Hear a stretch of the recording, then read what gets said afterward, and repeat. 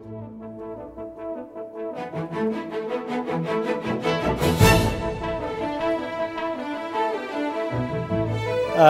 thank you very much. That was, it's an honor for me to be introduced by you. And of course, Jim knows, and as he said, we are very good friends, but I also hold Jim in the same regard.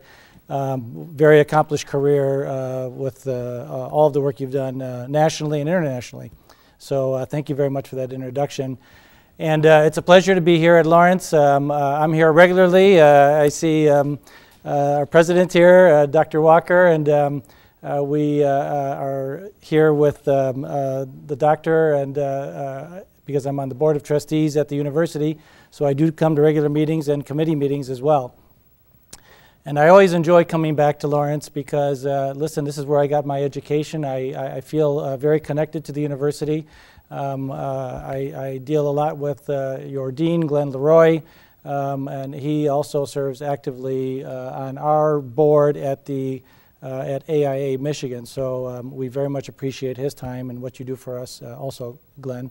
And Glenn is also our regional director, so he goes to Washington quite a bit, and that's a commitment in itself.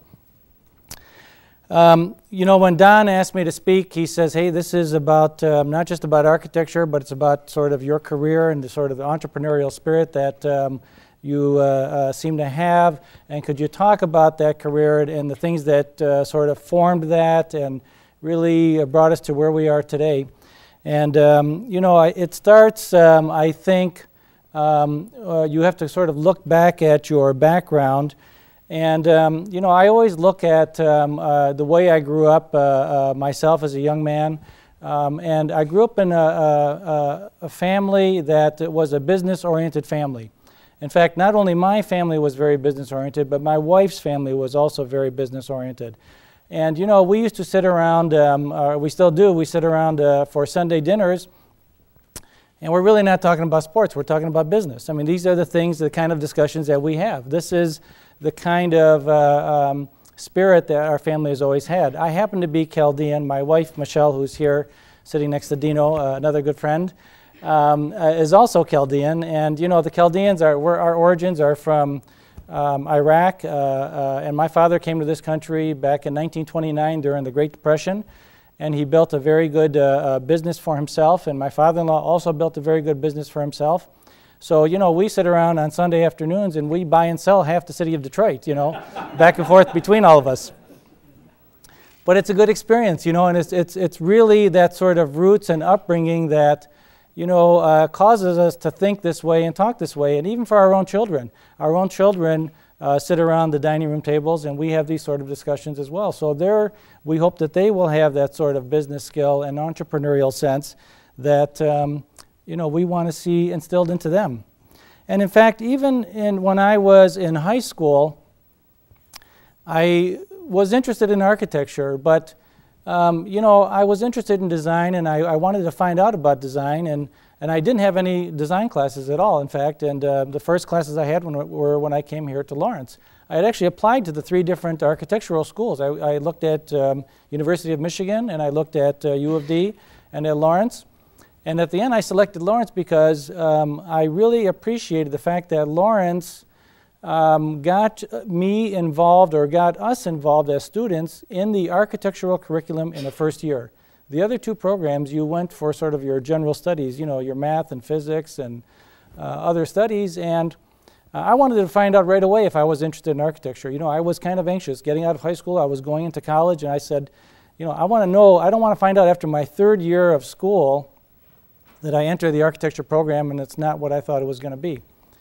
Another aspect of for myself being an architect was I felt that I could own my own business, and that's going back to my roots of, you know, growing up in a business family, that I really felt I could open my own business as an architect, and as Jim said, hang my own shingle and have my own firm.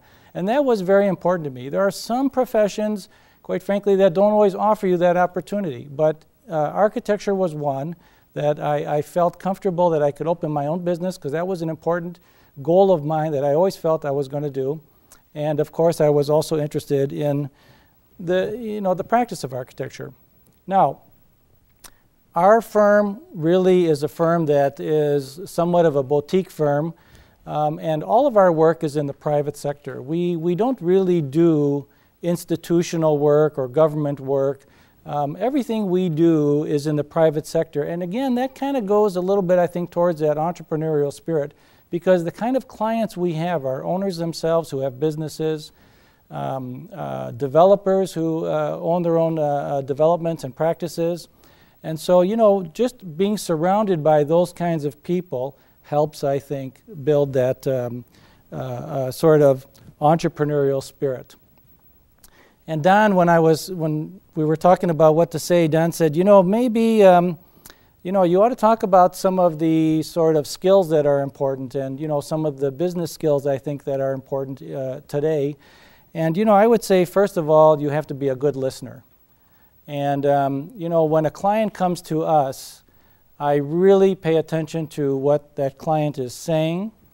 And I really try to put myself in those clients' shoes and understand why they're coming to us. Because for us to be successful for them, I have to understand their agenda and their goals. And you know, I would say that listening skills are very difficult for a lot of people today. You know, a lot of us, especially as architects, we want to get started on something right away as a designer. And you know, you've got to slow down and sit back and try to really, you know, make sure you understand what the big picture is and what the owner is trying to accomplish. And then, of course, you know, you have to evaluate the situation. And I would say the last thing, another important business skill that's very important, and we even tell our children this, is that we have to be good communicators. You know, in any business you're in, communication skills are fundamental. Not just as an architect, I think in anything. And, you know, I know today we're in a very technical world. Everything is done through computers and laptops and email and all other forms of communication. But there's nothing more important than having a one-on-one dialogue with an owner, a client. I have to do a lot of evening presentations where we go to city halls and for municipal work when we have to get site plan approvals and variances. And you know, you have to have your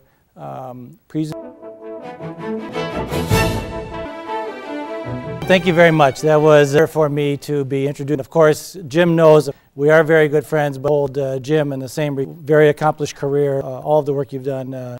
So thank you very much. Dr. Walker, and we are here with the doctor, and because I'm on the board of trustees at the university, so I do come to regular meetings and committee meetings as well. And I always enjoy coming back to Lawrence because, listen, this is where I got my education. I feel very connected to the university and our board at the time and what you do for us. And our regional directors, and that's a commitment. To speak, he says, hey, this is architecture, but it's about sort of the entrepreneurial spirit that I seem to have. And could you talk about that career and the things that sort of formed that and really today? And I think, but my wife's family was also very business oriented. And you know, we used to sit around, we still do, we sit around for Sunday dinners, and we're really not talking about sports. We're the things, the kind of discussions, the kind of our family has always had. I have Michelle, who's here, another good friend. And you know, the Chaldeans, my father came to this country in the Great Depression. Business for himself, very good business for himself. Around on Sunday afternoons in Detroit, you know, back and forth. But it's really that sort of that, you know, this way and talk this way. And even children, we have these sort of discussions. I hope that they will have that sort of entrepreneurial sense that we want to see instilled into. In fact, even when I was interested in architecture, but I was interested in design and I did it all, in fact, and when I came here to Lawrence. Different architectural schools, University of Michigan, and I looked at Lawrence, and at the end I selected Lawrence. Really appreciated the fact got us involved as student curriculum in the first year. You went for sort of your general physics, and I wanted to find just getting out of high school. I was going, you know, I want to know. I don't want to of school program, and it's not what I thought. Another for myself. I felt it's going back to my roots of business family, that I really open my own business as my own shingle and have my own. Very important to me. There are some, frankly, that don't always offer you that. Architecture was one. I felt comfortable that I could open. Important goal of mine. I was also interested in, the practice of architecture. Our firm that is, and all of sector, we don't really institutional work or everything we do. And again, that kind of goes to the entrepreneurial spirit. We have our owners themselves own their own development. And so, just those kinds of people build that. What to say, Don said, you ought to talk about skills that are important and I think that are important. And, I would say first of all, and it comes to us, pay attention to what that, and myself in those shoes and understand, because for be successful for them, I have and their goals, and say that for a lot of people today, we want to get started on something right away as a designer. And, you've got to slow down and try to really understand what the big picture you're trying to accomplish. And then, of course, you have and another important, and we even tell our children, we have to be communicators. Business you're in, communication skills are fundamental. Not just as an architect, I think, and through computers and email and all. There's nothing more important than dialogue with. And I have to do a lot of evening presentations, simple work, and you have to present, and you have to have good, and that's even important as well. Your dialogue, and that with them. What I also pulled some images to you a variety of different years, and I thought what's important. I'm going to show you lots of, or at least I think they're nice pictures, but really the story behind how did they get fabricated. We do residence. They have one type of family work for, and many times those projects are. And then has its own agenda.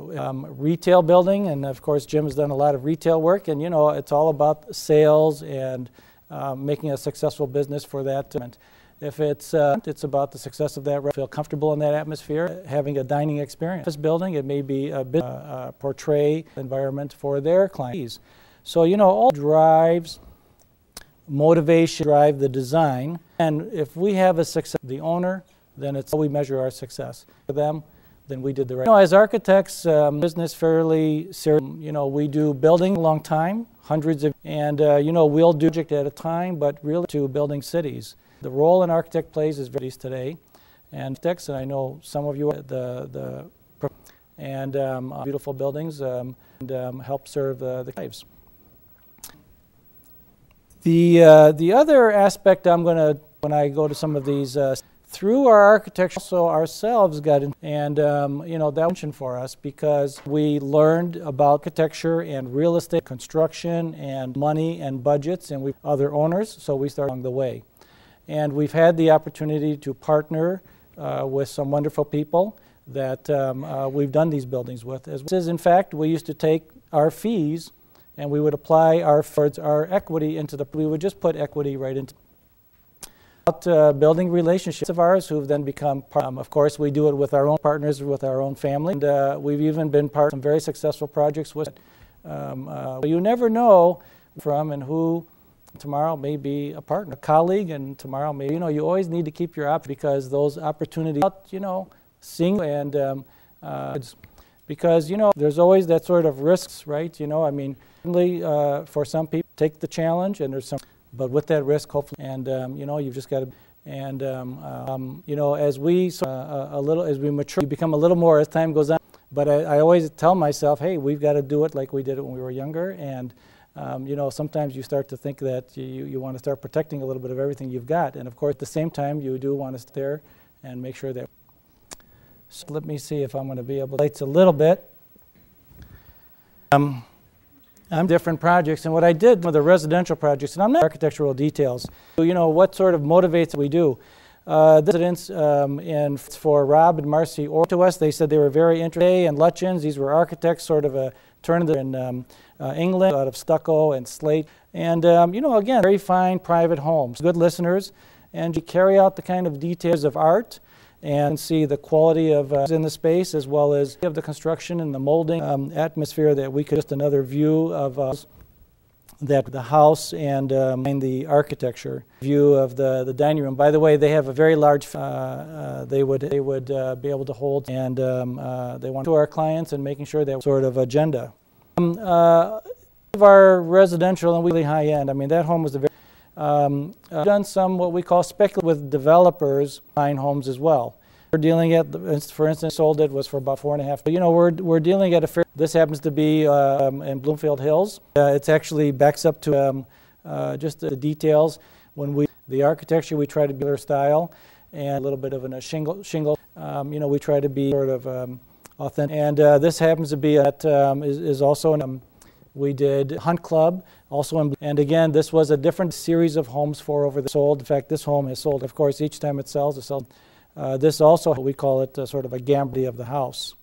And then again, just some of the, they try to, and this is a firm, we've, briefly that we interiors, that happens in areas that we like. We're doing the furniture, we're doing the fabrics, we're even doing the artwork selections.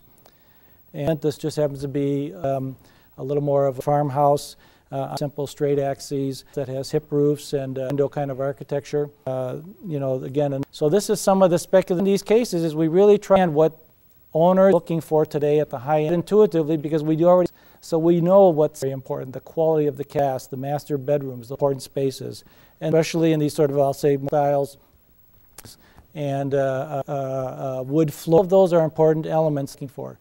So you know. And we try to introduce it in it to be successful when they go to sell the home. And then just be actually another private home. This is actually one of the largest homes, and I'm going to show of the home. Actually, in the world, he's very had talked. We actually went to Belgium, research on the conservatories. They actually, per our design, see when you see work in the factories, you know, you see that's exactly how these guys are. Very clean, and they actually build the entire conservatory, fabricate it, they dismantle the pieces. Because in fact, this is all wood construction steel. They put it in a container, they ship it there, Belgium, and they actually back again.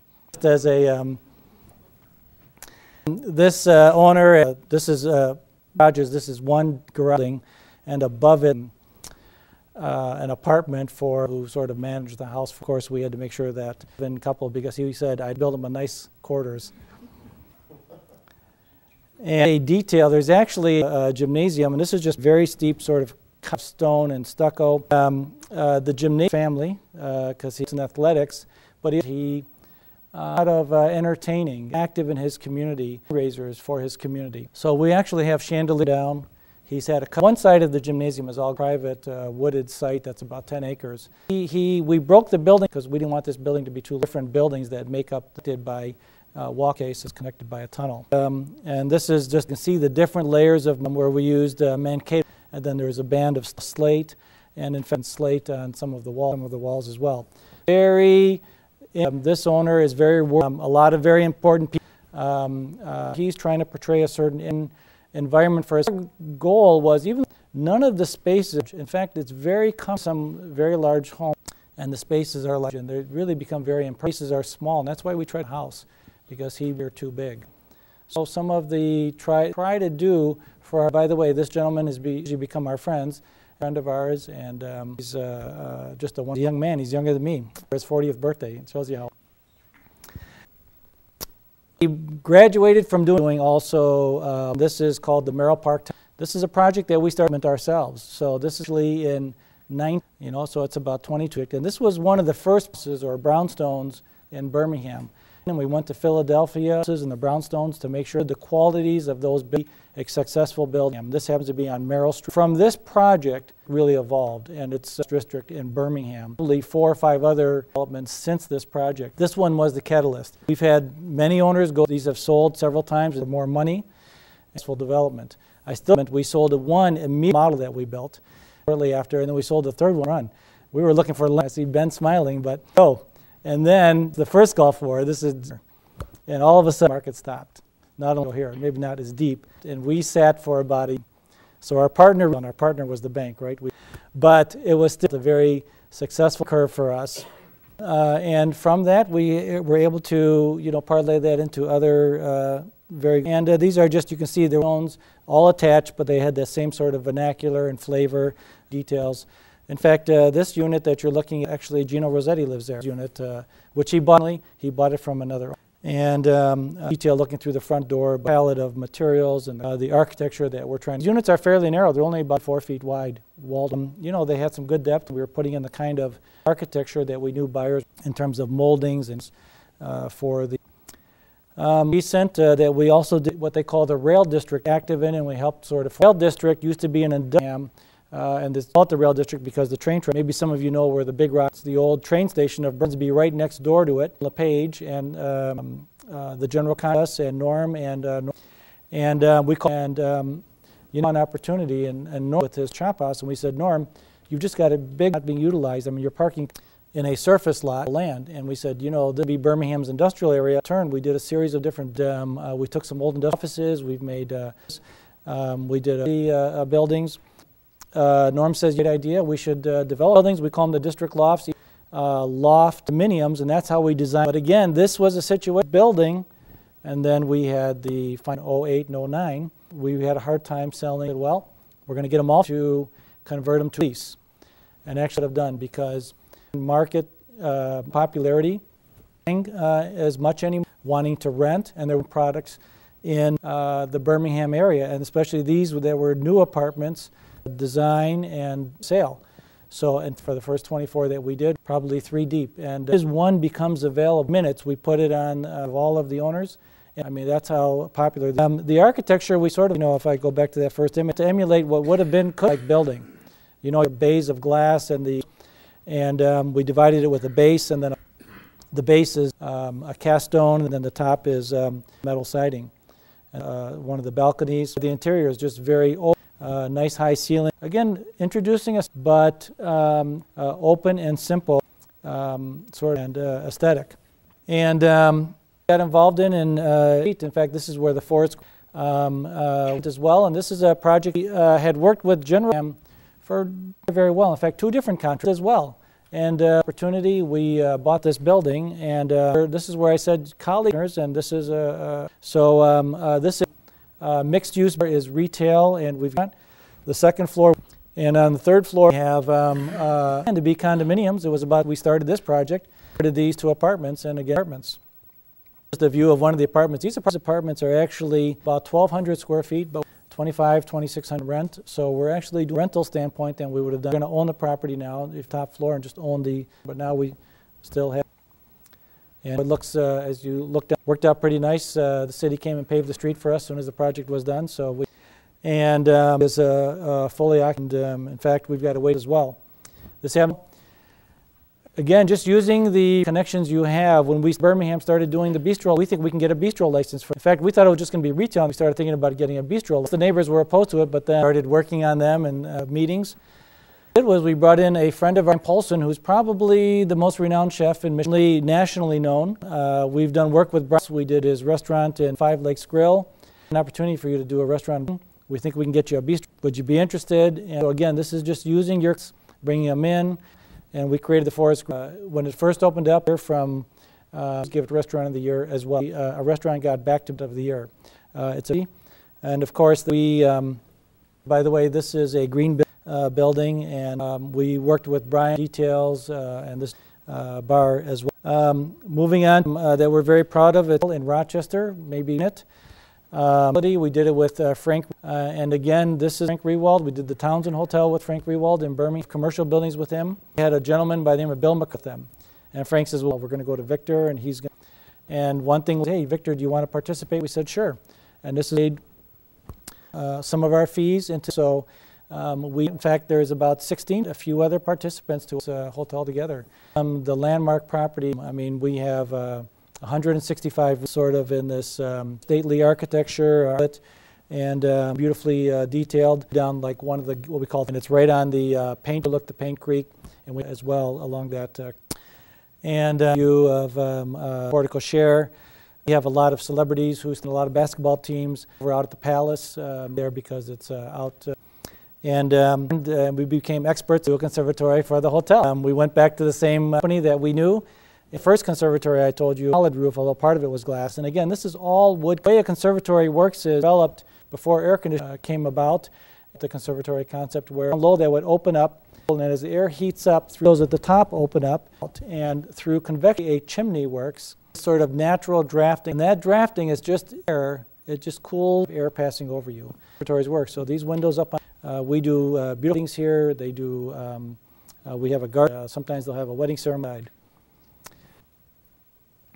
Other kinds of commercial, Michigan First Credit Union, and Lewis with the university here as well.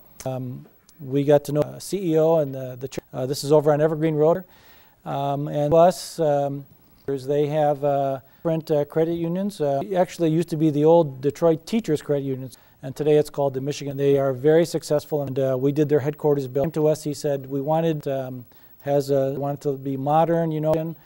We want to make that solid. And so when he first came to us, he wanted to the chairman, the parking in the back, in the front, so that we can treat. So we were able to move the building. If you've ever been here, or if you're a member here, they're a very, very large. You've got through lanes in the back of this building. In the country, when they're actually tandem, do two people through those drive-throughs and do a tremendous amount of.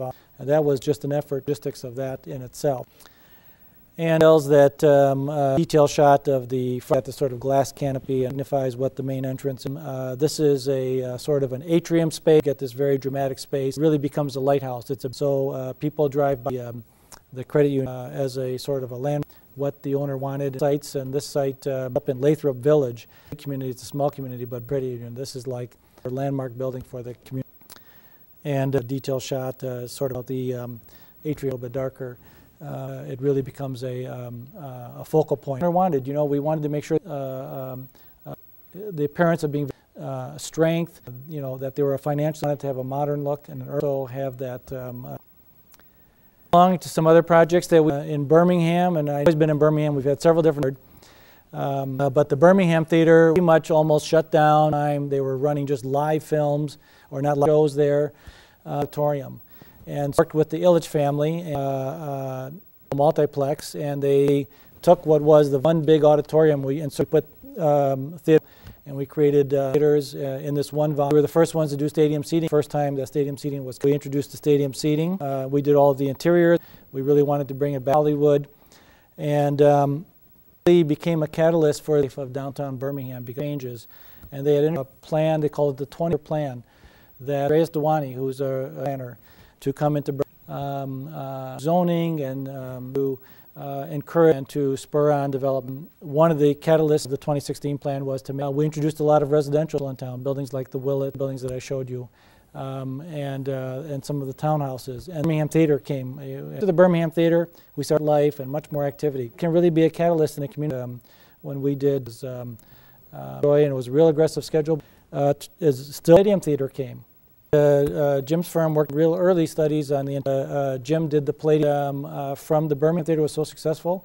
From success, and they said we're going to theater a bigger multiplex, and the Illich family. So other one. And just moving on to another project, see Harley Davidson that we're township. We did it at another opening for a nightclub, a little bit younger. It was called Industry, and this name was. Ed, and he said, an older gentleman, and he said, do a project. And and about 8 years later, he did. Do you remember a meeting? If you do, and I've got this Harley Davidson guy, by the way, is a real life of Clarkston, quite frankly. Multiple businesses. He owns the Bank of Clarkston, and he owns several different Harley. He owned this one. It was but it was very successful. Days when to get a weight, you have to put your name on it. There used to be a lottery. Years to be able to get, because they were that much in demand. Production. Because they were built the second factory. They had the one. And if you know the story about Harley Davidson, one of the great American about business and entrepreneurship, Harley Davidson is that story. We had to really put ourselves in, and met the first time. We went and walked the dealership. We sat there. Well, I'd like to hire you to do it, and I love this. This is what kind of gets us excited. Is going. I said, Ed, I got what's Ed? I said, I've never been a Harley, and he says, I know that. And he goes, because you don't drive. I said, oh, got me. So then Harley Davidson's. We actually went to dealers' conventions, and we went to the Harley Davidson head. Learn all about. Davidson's got this book. It's about the book of Harley. It's a of the whole history of the company. Immersed ourselves into that. Make sure that we were of Harley because the picks here. I mean, there isn't a bigger brand recognition in America. Davidson, that bar and shield, Harleys in their living room. People have Harley. That shows you the commitment of live it. They wear everything they do. If you're a Harley Davidson, everything you do focused around that. You know, Harley Davidson, they have in everything they do. If it's their vehicles, and they have an engineering superior thing is detailed. So we wanted to make sure that the interiors reflected that. For instance, guys like Roger Penske, the 6 bikes that he keeps in this building because they store their, that kind of person that has original factories about 100 years old, sawtooth roof. You know, if you factories, they sawtooth roof as into the middle of the factories because the factory. So and you can see we have the sawtooth roof. The factory was made from Glengarry to the Glengarry Brick Company. We set the brick that is did. They said absolutely we can. This is the same brick. Original Harley. And these windows are called Hope's Wind, steel sash, and glass as well. So think of to make this project very. When we get to the interiors, the way the railing is, bolts and the rivets are done, the beams, they're all very intentional and industrial aesthetic. And you see the light monitor comes right through, and it's just a dramatic space and been successful building for our owner. Here's a view just looking down, and you can see line up. And in the selling of the bikes, it's selling. They make so much ashtrays to Christmas decorations. People go crazy over that stuff, and they there's even bikes, but they just and the clothing detail. You see the way the light comes, the beam of light coming right through, becoming a very next to it. In fact, Harley Davidson did a joint venture, and they Harley Davidson pickup number, and commercials for that. And they did it here. Ford did the commercials in front. Also did a fair number of restaurants. This happens to be a restaurant, Forte Amphitheater. So as I said, theater, and then we did very, very popular. About 12 years, they closed. Owner to sell it and place, but this restaurant won many and was on the cover. Interior magazine. Very much an urban restaurant, sophisticated. It had a well-known. We did it for the Wisney family. You can see a revolving door of urban, very big window, urban restaurant and place. That's sort of very organic, and but we had a lot of fun doing work in your own backyard as you get enjoy them and use them. A nice perk that we always enjoy doing the interiors.